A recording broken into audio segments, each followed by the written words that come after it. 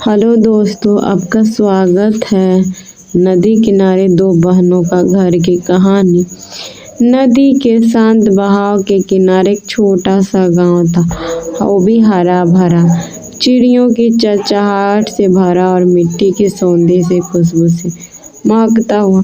इसी गांव के छोर पर जहां से नदी साफ दिखती थी, दो बहनों का एक पुराना लेकिन सुंदर सा घर था।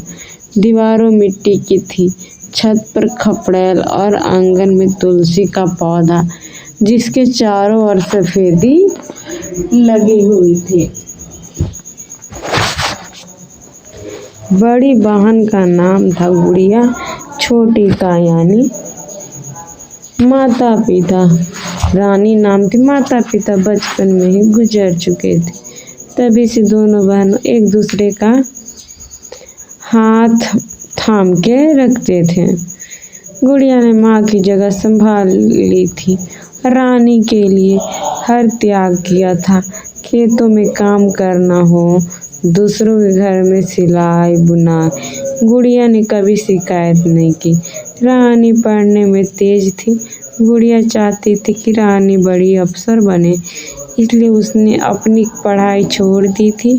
हर सुबह जब रानी स्कूल जाती तो गुड़िया उसका टिफिन तैयार करती, बालों में 2 चोटी बांधती, माथे पर कुमकुम का टीका लगाकर कहती, तू आगे बढ़ेगी तो मैं भी जी लूंगी।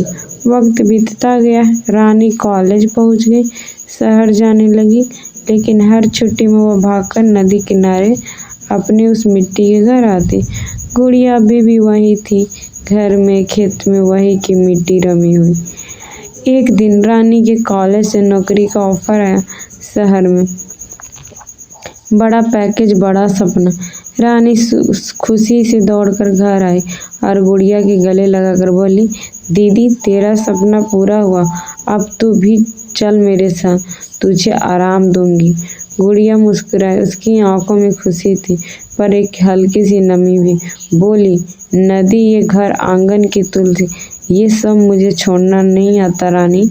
तू उड़, लेकिन तेरी नींव नहीं रहेगी। तू जहाँ भी जाएगी ये मिट्टी तुझे याद दिलाएगी कि तू कहाँ से निकली है। रानी की आंखें भर आई, लेकिन उसने दीदी को शहर चलने के लिए मनाया। कुछ महीनों बाद दोनों बहनों एक बार फिर नदी किनारे लौट आई। रानी ने वहाँ एक लाइब्रेरी खुलवाई, बच्चों के लिए पढ़ाई का सेंटर बनवाया और हर दिन कोई बताने लगी कि उसकी ताकत उसकी दीदी है। नदी अभी भी वही रही, लेकिन दो बहनों उस घर की कहानी अब सिर्फ मिट्टी के नहीं, मेहनत, त्याग और प्यार की मिसाल बन चुकी है। अगर कहानी अच्छी लगी हो तो मेरे चैनल को सब्सक्राइब कीजिएगा, ज़्यादा से ज़्यादा शेयर कीजिएगा और कमेंट कीजिएगा।